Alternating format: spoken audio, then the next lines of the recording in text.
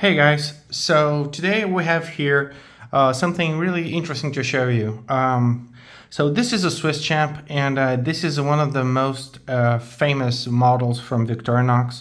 It will come with a lot of features and functionalities into a single package. It's a great multi-tool, but there's something about it that I don't like, which is the fact that the Phillips here, it's off center from the tool. That's coming from someone with OCD. That's something that always bothered me, because when you try to do some screwing on screwdriver or something like that, you use a Phillips.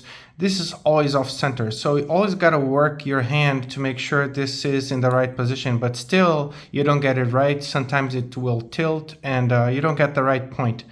So something I've been looking to improve on the Swiss champ is trying to make this Phillips go to the center, and that's something I actually was working on and I wanted to show you today. So this is my brand new Swiss champ that I've been working on. I kept this for collection sake, but this one is the one that actually going to be on my pocket on a day-to-day basis. So this model right here, as you can see, let me put this back in real quick, just to show you the difference. So here, the Phillips, as you can see, it's dead center, even considering the scales over here, because on the plus scales, as this one has, this side is a little bit thicker than the other side. So this one is dead center. So when you twist it, it's exactly in the middle. This one, it's going to be off center at all times, as you can see. So I really loved how this turned out. So it's basically the same model, except for the fact that this is on a different layer. And to be very honest, this is something that Victorinox should have done all along. And I think that this is a design flaw in my perspective. And I don't know what you guys think about it. So let's see. So on the opening layer, we're gonna have, for the Swiss champ, we're gonna have here the can opener, and we're gonna have here the bottle opener. As you can see, it's nice and snappy. I love how that turned out. Then we're gonna have here the pliers, great pliers. Actually, they are more like special tweezers than anything else. Next, we're gonna have here the scissors, and then finally we're gonna have here, with this is different, the Phillips in line with the tool and the lenses, the magnifying glass. And then we're gonna have here the fish scale, as you can see right here. And then we're gonna have the saw. And then we're gonna have here the file, great useful tool with a little Phillips, half Phillips tip. And then we're gonna have here the blade, the big blade, and then we're gonna have the small blade. Also, we're gonna have here the corkscrew at the same position. We're gonna have here in the back also the chisel. As you can see, it's a quite useful tool. I've been working on another project that I will share with you in the future. If you'd like to see that project, don't forget to like and subscribe, so to help support the channel. So this one is going to be the small flathead screwdriver, and then we're going to have here the hook, which changed position compared to the traditional one because I had to move the layer. So this is the traditional Swiss Army knife, and this is the one that I reworked or revamped. And this is finally the awl, which is a great useful tool. To be very honest, I like the awl a lot for my day-to-day use. I use it a lot.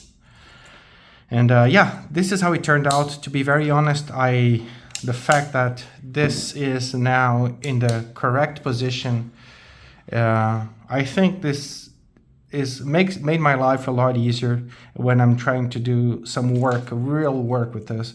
So I feel more confident using this version now with this changing of layers compared to this one, because again, it makes sense, it's just something that makes sense. This is something I don't really understand why Victorinox implemented it that way. It doesn't change a lot if you compare it to this one, because the opening layers over here. This one is actually, it's quite easy to reach. As you can see here, you can see that it's not that hard to reach. This one stands out very, very nicely over here, so you can pick it up. This one does too, but actually it's even, at this position, it's even easier. If you can possibly look from here, you can see that this one is more accessible than this. So this makes a lot of sense to me. Maybe they try to put the scissors in the middle. That's the reason why they prioritize the scissors. But to be very honest, I don't think the scissors in the middle are really an advantage, because let's give you one example. If you're right-handed and the scissors are here, it's not an issue for you to use them like this. I mean, like, it's not something that's going to be compromising the use of the scissors to prioritizing it, putting it in the middle like they do in here. And then on this perspective right here, even if you use it with the left hand as this, it's not a big issue either, because as you can see, this is just, you know, very easy to adapt. And so I don't know why they have chosen to do it like this. Maybe you guys have an answer and I don't know, but this one certainly works best for my day-to-day needs than this one. So I'm definitely gonna be keeping this one for collection, you know, collection's sake. And this one is actually gonna be the tool, the brick that's gonna be in my pocket. I love the size. To be very honest, I think the Swiss Champ is a killer, is a must-have to anyone out there. If you're still in the fence of getting one, I think you should totally do it, because the Swiss Champ is just a signature model and it packs a lot of functionalities. And from here, I believe you can kind of see what kind of tools you use the most, and then go ahead and buy the one model that it's closest to the implements that you really use on a day-to-day basis. For me, on a day-to-day situation, I usually use the small blade. Over here, I use the file on the day-to-day basis.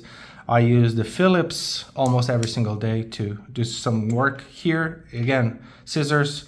You can't have better scissors in your pocket. Pliers, I use them from time to time. Maybe I will try to do another project in the future, another custom sack where I will be changing the positioning of the pliers. Maybe I have one model just like this one, but with pliers, very similar, but no saw, no fish scale, and I'm thinking about doing this version without the pliers to see how that's going to turn out. And but yeah, here we're gonna have this tool, the can baller opener. I think it's very useful as a prying tool, and a flathead screwdriver. And the chisel is something that I use a lot too, to remove gunk from, you know, like glue or things like that. So yeah, well guys, I think that's pretty much it for today. And I think this turned out to be a beast, and I really loved how it turned out, to be quite honest. And let me know what you guys think in the comments below. What would you do to really get something that would be the best for your day-to-day needs? This is certainly the best composition, the best layout that I was able to make that fits my needs. So let me know what yours is. All right. All right, guys, thank you so much for watching, and don't forget to like and subscribe, and I'll see you in the next one. Bye-bye.